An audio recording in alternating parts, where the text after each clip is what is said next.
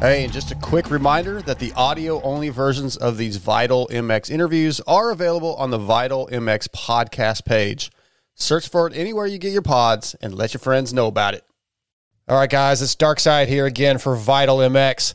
Today I got the newest member of the factory Honda HRC team, Colt Nichols, on the phone. What's going on, Colt? Not a whole lot, man. Just getting some things handled this morning on my day off, and trying to soak it in a little bit before we get back on the bike and start doing some work. But no, man, we're doing good. We're doing a lot better than we were. That's for sure. Yeah, it sounds that way, and I want to get into all that, but just touch on something you just said. Your day off. What is a day off for Colt Nichols? What are you gonna do, man? Are you gonna go hang out at the beach, or are you still training? Yeah, definitely not. No beach day for me. But woke up this morning early, did a cycle. Got that done this morning, and had some food, try and relax a little bit, and have some foundation training later today. But kind of just relax, try to recharge the batteries a little bit. I've had a big past 4 or 5 days in a row here, so mainly just trying to kind of get recharged, get ready for a good day of training and riding tomorrow, and another good day of training on Saturday. So okay. Just recharging the batteries a bit. All right, I want to kind of touch on your last couple of years real quick before we get into what's going on now. Obviously, you come off of 2021 winning the 250 East Supercross Championship, highest of highs. You have a decent outdoor season. I think you were 14th overall. And of course, you come into 2022 to do a different coast, right? You weren't going to be able to defend your number one plate, but you're going to go race 250 Supercross. No title defense. But then the opening round, everything just falls apart, man. I mean, so you're from the highest of highs to the lowest of lows in such a 1 year. How'd you deal with that mentally? Yeah, that was honestly pretty tough on the emotional, mental toll that kind of took, mainly just because I had an incredible 2021 preseason. At the end of 2020 going into 21, I felt like I did everything correctly, and I was able to show it by winning that championship in 21. And then, going into the 22 season, at the end of 21 for that whole off season, I kind of, I would say leveled up even more on the training and the physical side. And, I really felt like I did everything I possibly could to go win another championship. I wanted to repeat and, win a championship so bad, even more so than I had more motivation than I did prior to 21.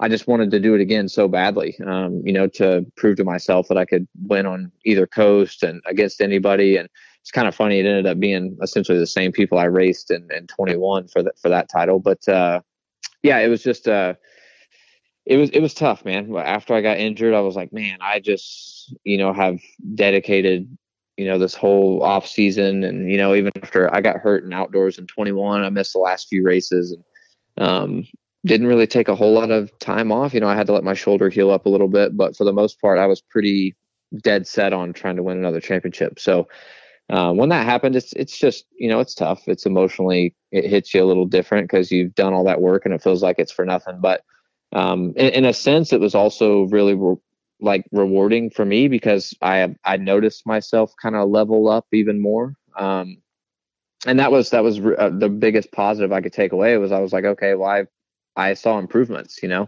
I made some really good progress. I did a lot of things correctly, and I made some gains in areas that I hadn't really made gains at before in my career. So, it was kind of cool in the same token, knowing, well, if I can get back to that, then I'll be okay, and I got there once. Why can't I get there again? So, it was tough. The month of January was a rough period. I just had a lot of things going on in personal life that were difficult as well. And, I lost one of my better friends and a guy that was living at my house at the time and in the month of January. And, I'd just gotten hurt and did all that stuff. And it was just, a tough month. But once we got over the hump of that, we were looking forward, and I was positive and hopeful for the future and, hoping that I could end up with a situation like I'm currently in. So everything ended up working, somehow. Yeah. I didn't think it was, but it ended up working. So it was all right. Yeah, it's great that you were able to find a little positive in all that to hold on to and not only dwell on the negative. That's great that you were able to do that. In the injury, you broke both your arms, which, I mean, come on, that's That's awful. That's an awful way to live. How are the arms now? Everything's good now. I mean, it's the right wrist was the biggest issue from the get go. Just that was the wrist that was dislocated pretty good, and I kind of severed the tendons and everything along the line of just from the way the dislocation was there. So that one was tough. The left side, the left was more the arm, not the wrist, and it was pretty simple. Broken radius, go in there, put a screws and plate in it, and call it good. And the right side was difficult though. It was a long recovery. It was a lot of therapy. Just a lot of limited mobility in the wrist. I still to this day don't have the movement of the other side, which is pretty normal, but I actually got more movement back than they thought I would. So that's good. I hit therapy pretty hard. I wanted to make sure I did everything I could to get as much movement and mobility back as I could. The grip strength is better on my right side than my left side, which was kind of crazy, but no, everything's good now. The burn healed up good. The arms are good. I don't have any lingering issues with either side or anything like that. So they've been positive. Once we started riding again, everything's been moving forward just the way I needed it to, and never had to take any breaks or do anything crazy from pain or discomfort. So I did it right. I wanted to make sure we checked all the boxes on coming back, and we did that. So it was good. Well, you announced earlier this year that you were parting ways with Star Yamaha Racing. Obviously you're moving up to the 450 class. They had limited room. Once you make that announcement, what are the options? What's on in the back of your mind? Are there teams that you're already talking to? It's been a long time before the announcements have been made. Currently, I don't feel like the situation looked as positive as it should have with your abilities. Yeah, I mean, I didn't feel like it did either, but that's our industry. Sometimes things don't really work the way you want them to. But no, so I made this big post on Instagram thanking Star and doing all this stuff, and I was moving forward, and I was supposed to race outdoors for those guys. That was the whole idea. Was I was doing everything I could to come back and race outdoors for them, and it was just a weird little period there. They implemented an injury clause and did all these things on me, which, they hadn't done before. But it was also, I was aware that was going to happen. It's not like that was out of left field, really. Mm-hmm. And so when we were in that position, I wasn't obviously getting paid anymore, and I wasn't going to, whether I raced or not. And so we had an opportunity with an upcoming KTM team that was supposed to be a newly formed Rocky Mountain KTM team with Mark McKenzie. And I was going to live at 83 Compound. I actually signed a deal with those guys, signed a contract, did all that after, we'd had these discussions with Star, and this KTM opportunity was there, but we didn't know how serious it was. And once we found out it was serious, he said, hey, if you want to get a head start, come down here early, start riding this 450. We can start to pay you earlier than we were originally going to. And it just made sense. I was like, okay, this will kind of give me a head start. I can maybe make a little bit of money. It'll be, it's kind of a win-win, really. Mainly for the future, though, I wanted to get that head start on riding the 450. Of course. And I was down there for about 4 or 5 weeks doing all that, and then that team kind of imploded before we ever really got going. So, like I said, I signed a deal. I did all that, and then it didn't end up working out. So then we were kind of left scratching our heads, like, well, what do we do now? So, Jeez. So at that point, I had already had my Tallahassee house sold, and I was in the process of selling my California house, but in order to, buy a place down in Wesley Chapel. And once that deal imploded, we said, okay, well, we'll load everything up, go back to California, and we will figure it out once we get there. That I feel like this is a place we needed to be at to get stuff sorted and kind of find out our next move. So that's what we did. We loaded up and came here. So yeah, it's been a big gap since I did the whole Star thing, and we were having these conversations with Honda and Gas and all these teams about possibility of riding for them. But once I did the KTM deal, I was done. I'd already signed my deal. I thought I was done for 2023, and everything was kind of good to go. And like I said, that imploded, and we kind of went back to square one. So it's been a weird off season, a weird period here. But like I said, if to get this outcome, I would do it all over again, but it's definitely was a stressful few months with a lot of uncertainty from every direction. So Yeah, it was just kind of a weird time. Yeah, as I said, highest of highs in 21, lowest of lows in 22. And it just like from the injury to not having a ride at Star to the new team imploding, like, okay, 22 just sucks. But things are turning around now. Things are looking good right now. Yeah, no, I know. That's why it's, like I said, this whole Honda situation was honestly the best possible outcome that I could have had. For sure. It just seemed like such a far-fetched idea that I just thought for sure it wasn't going to work, So, like I said, to end up here, I would do it all over again. But man, it definitely wasn't easy at some points. It's been a tough year with being out of the racing scene for so long, and all I wanted to do is go race. So, in hindsight, I would have raced, the last few outdoors with Star, regardless of anything. But, I made the best decision with what was in front of me at the time, and we moved forward, and no regrets on any of that. But, yeah, you just never know, man. This sport seems to throw you some curveballs. It does. Sure. It does. And before we get to Honda, I want the World Supercross Rick Ware, man, I can't even say it. Rick Ware Racing situation came up. How did that offer come about? Yeah, that was an interesting situation too, because I had an offer from Rick Ware and the whole team. This is prior to me taking the KTM deal. They offered me a position to race a 450 for those guys, and once I signed the KTM thing, I couldn't go race for Rick Ware anymore. That was like a done. I couldn't do that. So we said, okay, thanks but no thanks type situation. And then right whenever the KTM deal imploded, I immediately got a call from Dave Anilak, which is a team manager for Rick Ware. And he was like, hey, I heard that team kind of folded. Like, do you have anything going on? Like, we would still love for you to come ride for this team. So it was a 250 offer. That's all they had left. They'd already signed the 450 guys. And at this point, I was like, dude, I'll race anything for any money. I don't care. I just need an opportunity to go race. I want to go race very badly.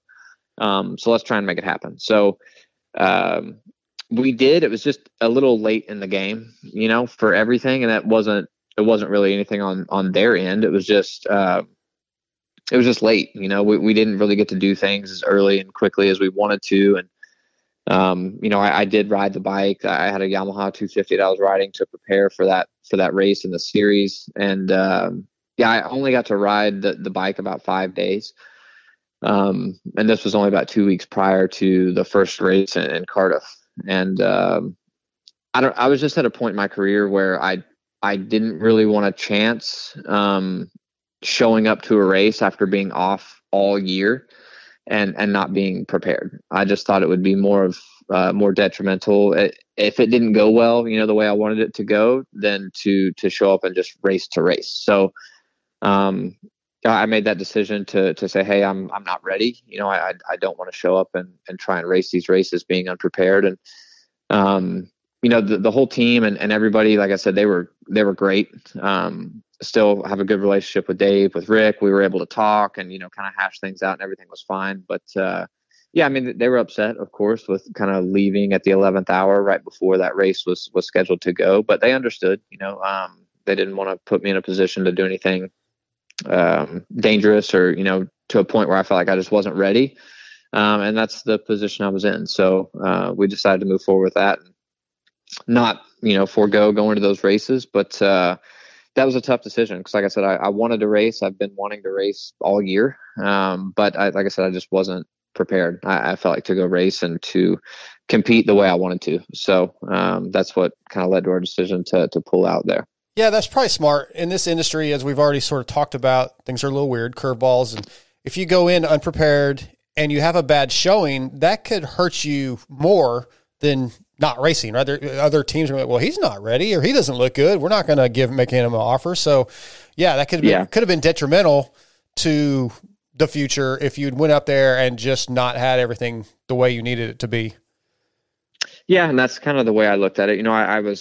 I was trying to be, as optimistic and open-minded as I possibly could have. And, I don't really know if there was a whole lot of guys that were just insanely more prepared than me. But that was the risk that I felt like I didn't want to take at that point was I didn't know, I'm like, well, I know I'm not prepared. I don't know how anyone else is, but, I know I'm, only 5 days on the bike of racing Supercross and I hadn't rode a Supercross track since Anaheim 1. So I'm like, dude, that's just not enough time for me to feel comfy here. So, yeah, that's what led to the decision. Like I said, it sucked. I was bummed on the whole deal. I know they were probably a little disappointed in me for, like I said, just the timing of it all being that late. But like I said, we were able to talk, hash things out, and those are really good people that, hopefully we can work together again in the future or something. But at the moment, it didn't really fit the way I wanted it to. So yeah, so that's what happened. So. Well, it works out because you get a call from Honda HRC. That opportunity opens up. Who contacted you? Was it Lars? Was it Trey Kennard or someone else? How did that offer get presented?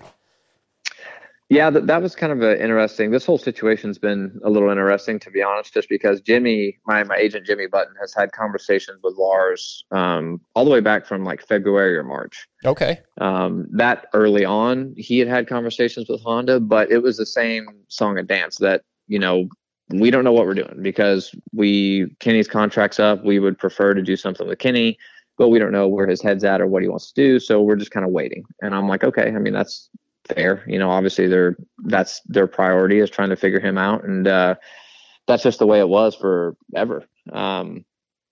Nothing ever got past that, but Jimmy still kept checking in, pretty much once a month. He would call Lars. Hey, any news? No news. Okay. We'll call back next month. So that went on, like I said, up until this point. And, once he went on the Bubba's World podcast and kind of announced that him and Honda were splitting, Jimmy had already talked to Lars right after that, but I immediately called Lars just because I wanted to talk to him myself because I hadn't spoke with him, on the phone or face to face or anything. So he ended up calling me back the next day. We had a really good conversation. He was like, hey, Kenny and Honda are not, that relationship isn't going to move forward. So we don't know what we're going to do. They're not like a lot of these other teams where they have a big title sponsor and they have to do certain things. Like they can do whatever they want. They can go race with 6 guys, with 1 guy, with whatever. So, right. They were contemplating that. Like, do we just go race with Chase? Do we add a second guy? What do we do? And Lars was just very honest with me from the get-go. He's like, hey, if we are going to add a second guy, you are at the top of our list, if that's what we want to do. So there was like some hope there from the get-go, but I didn't want to get too caught up in it just because I've been let down a handful of times now this year alone. So I didn't want to just like put, too much stock into that. Like I said, because it did seem a little far-fetched at the time, but the conversations just kept getting a little better. And, he called and we call again, and we went back and forth a few more times. And, I actually reached out to Trey Kennard and I talked to him.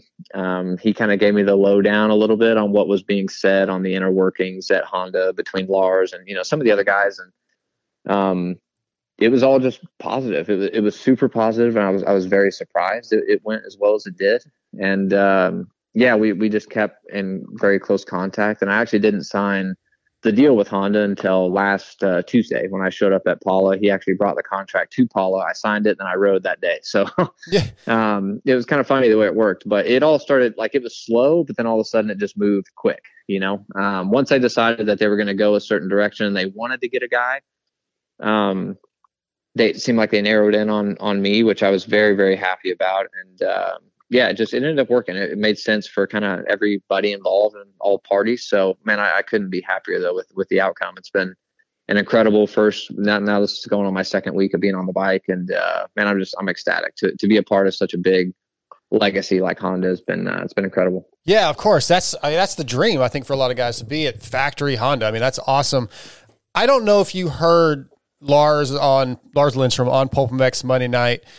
He touched on one of the things you just said where they didn't have to hire another guy. They could have went with one 450 guy if that's what they wanted to do. So yeah. I feel like that has to put a lot of confidence, give you a lot of confidence, or make you feel good about yourself that those guys were willing to, or they decided to hire you when they don't have to. And the things that Lars said, really a lot of it came from Trey Kennard, that he felt like you were a really good tester. You could help progress the bike, help them develop the bike. And Lars said, I feel like we can give him the opportunity to get back to where he should be, where his ability allows him to be. So like they are everything he said was very positive, and I really appreciated the way Lars presented the package of having you on the team. It wasn't like, well, we just had to get somebody. Like, they wanted you for really legit positive reasons for you and for the team. Yeah. I mean, and that's the part that was, I think, coolest about all of this was what was just like you said, they didn't have to, but they wanted to. And for them, I tried to sell myself as much as I could, to be like, hey, like, if you guys want me to help develop this bike and get it a little better, and I'm not saying I'm the best tester in the world, but I'll try my ass off. I'll buy a camper and I'll park it at Honda Test Track and I'll live there, and I'll do whatever it takes to get this opportunity. So for me, I think that was a big part of it, just to say, hey, I can be a team player. I'm not naive to this sport and where I'm at in my career as opposed to Chase. I mean, he's won 450 races. He's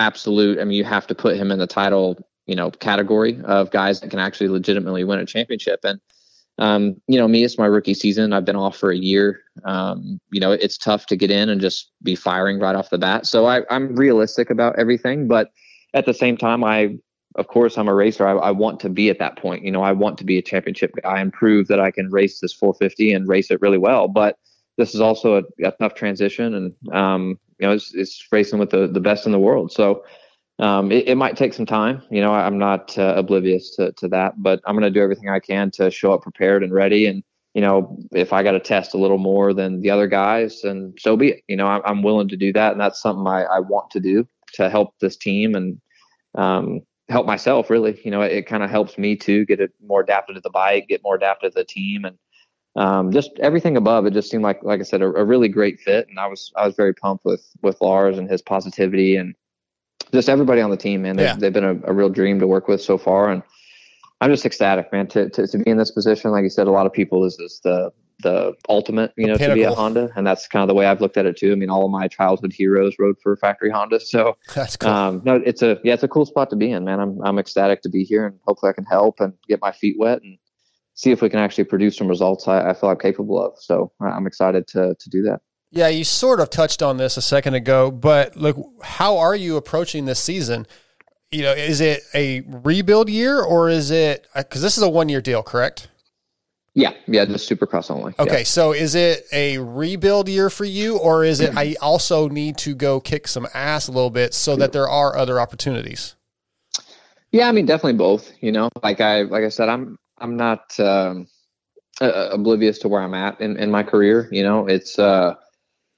It was a rough year, so for me, you have to look at it a little bit as a rebuild, simply just because I haven't been there, in so long. But at the same time, I want to make sure I'm there, so I want to have a good base. I want to get into the season, and, like I said, it's hard for rookies to come in and be kind of firing immediately and have the bike exactly where you want it. And, all those little things. So I just want to get through these first few races and just kind of really assess with where we are and where we're lacking and where we can be better, and, maximize the parts that we're good at, whether that's, the starts or the fitness or, the raw speed, whatever that is, really try to maximize that, then look up and, 8 or 9 weeks down the road when we're halfway through the season and say, okay, like, we're at a good spot. Let's really try to make a run and, try and actually get us some really good results here, So that's my approach. I just want to be there, make sure I'm at each race, each weekend, and we're just building, you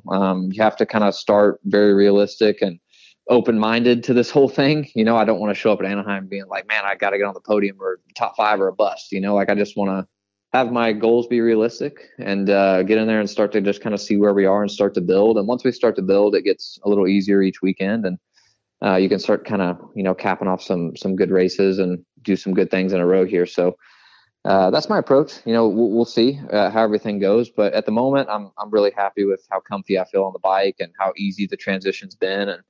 And there's a lot of exciting moving parts going on right now, but just very, hopeful and excited for the future, and, ready to see how we are in Supercross and kind of get the ball rolling there. So it'll be good.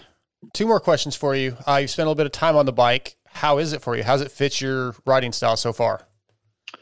Honestly, great. And it's been kind of cool because I'm working with Will Hahn now as he's my trainer for things, and I've been around him for a long time. He was at Star for a few years, being the manager side of things. And now that we're working together again, obviously at a different capacity, but it's just been cool because he knows me pretty well. He knows my tendencies and, things I like and don't like. And it's just been cool having him there because he's like, man, I really feel like you fit this really well. Like my riding style, I think fits a 450.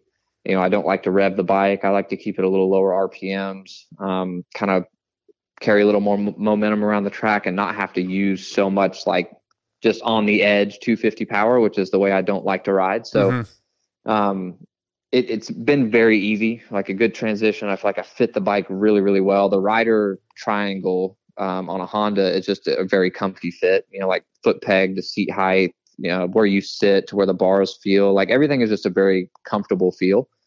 So of course it's been easy. I mean, it's been an easy transition so far. There's some things that we've been working on. We've already done quite a bit of testing just only in the 5 days I've rode. So it's been really cool, man. They've got kind of endless things that they can do, which is pretty cool from a rider standpoint. But yeah, it's been a really easy transition. I feel great on the bike so far. So no, like I said, I'm excited. It does nothing but give me more confidence each time I ride, and it's been a good transition. Great to hear. Last question. With the new format this year, Super Motocross, you should easily qualify for, have enough points where you could come back and race the final 3 Super Motocross races. But you only have Supercross only deal. Have you guys talked about that any? If you go out and win a race or something and then you're automatically qualified, will they bring you back for the last 3? Yeah, we haven't really got to discuss anything too far past this Supercross. And to be honest, at the time, I wasn't really worried about it. I was just like, just give me this opportunity here and we'll figure the rest out later. Right. So that's kind of the approach that I had. I just was like, hey, I'll do anything, just let me know what I need to do and we'll make it happen type deal. So I hope that's the case. I hope I can have a future here. And like I said, I really have enjoyed working with these guys. They're such good people, and it's been a fun few weeks so far. So no complaints on my end. Hopefully we can have something here later on, but I'm not really too concerned about that. We're pretty focused on the present, and we're going day to day and focused on the now and just trying to take it day by day for what it is and get ready for January 7th. Well, Colt, man, hey, appreciate you having some time taking on your day off to visit with us. It means a lot. And I look forward to seeing you here in a few weeks or a couple months at A1. Yes, sir. Yeah. Thank you. Of course. Always a pleasure. And we'll talk again soon. Thanks, man. All right, Colt. Take care, buddy. Yeah. See ya.